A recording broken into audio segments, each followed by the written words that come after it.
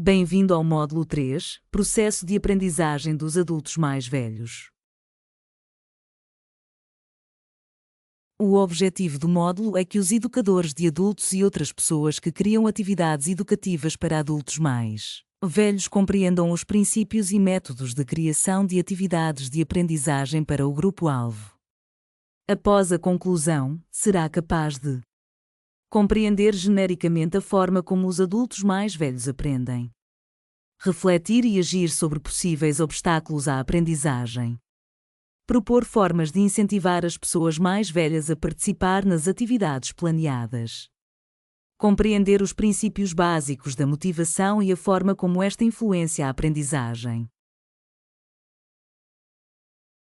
Neste módulo iremos falar sobre aprendizagem para adultos mais velhos, barreiras de aprendizagem para os adultos mais velhos, ambiente de aprendizagem para adultos mais velhos, motivação para aprender dos adultos mais velhos. O processo de aprendizagem das pessoas mais velhas não diverge muito da aprendizagem dos adultos. Contudo, pode existir algum declínio cognitivo, o que pode influenciar o tempo necessário, bem como a necessidade de repetição para adquirir novas informações e conhecimentos. Quando se planeiam atividades de aprendizagem para adultos mais velhos, o objetivo destas não é apenas a transferência de informação, mas também a oportunidade de os indivíduos se reunirem em torno de objetivos desejados, tais como a socialização, o envelhecimento ativo e a cidadania ativa. Quando queremos criar temas adequados e passíveis de serem aprendidos por adultos mais velhos, é importante que os participantes se possam relacionar com o conteúdo, é necessário que compreendam o significado, o porquê.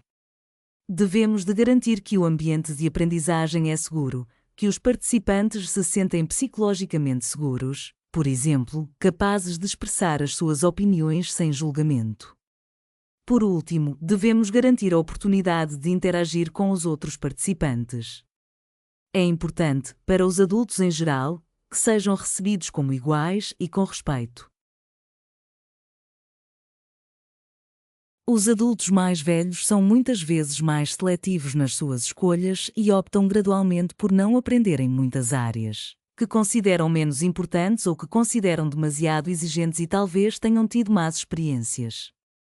O interesse pelo tema é o principal fator quando o adulto considera participar numa atividade educativa.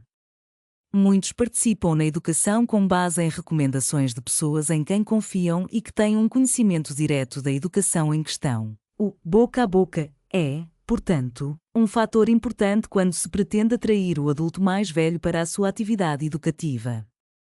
Para que os adultos mais velhos participem na atividade educativa, é necessário que tenham uma necessidade de educação e que sintam que essa necessidade é importante para eles. Essa necessidade pode dever-se à evolução da sociedade, por exemplo, a utilização crescente das TIC, ou a um desejo de desenvolvimento pessoal, por exemplo, aprender uma nova língua. Ao planear a educação para adultos mais velhos, é importante relacionar os temas com as suas expectativas, competências, conhecimentos e experiências. Como educador, é importante ter algum conhecimento sobre as necessidades dos participantes. É importante reconhecer o conhecimento que eles já têm e colocar as suas experiências de vida no centro do processo de aprendizagem. Knud Ileris refere 2 processos que devem estar ativos para que a aprendizagem ocorra. Estes processos são: 1. A interação entre o indivíduo e o ambiente social e material. 2. E o processamento interno e a aquisição dos impulsos dessa interação, que tem lugar no indivíduo e liga os novos impulsos aos resultados da aprendizagem anterior, formando assim aquilo que podemos chamar o produto da aprendizagem, ou resultado, ou seja, aquilo que aprendemos. Estes processos estão ligados às dimensões da aprendizagem, apresentadas na figura à direita.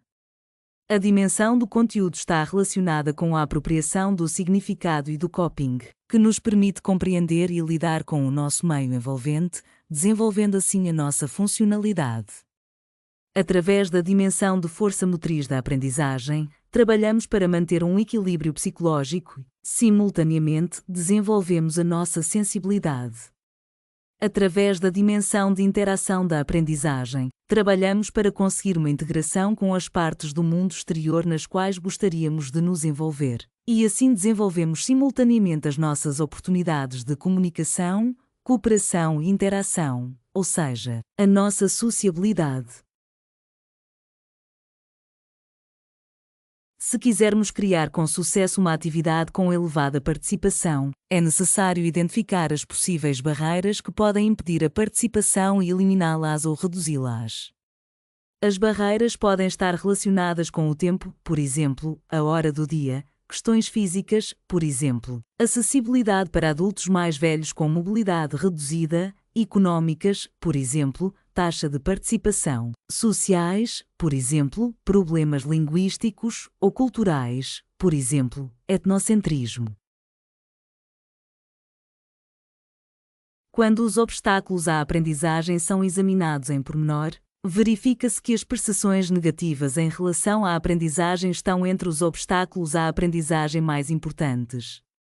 A maioria das percepções negativas está relacionada com más experiências em ambientes de aprendizagem anteriores. Os seguintes obstáculos são alguns dos problemas identificados que podem ter sido experienciados em processos prévios de aprendizagem.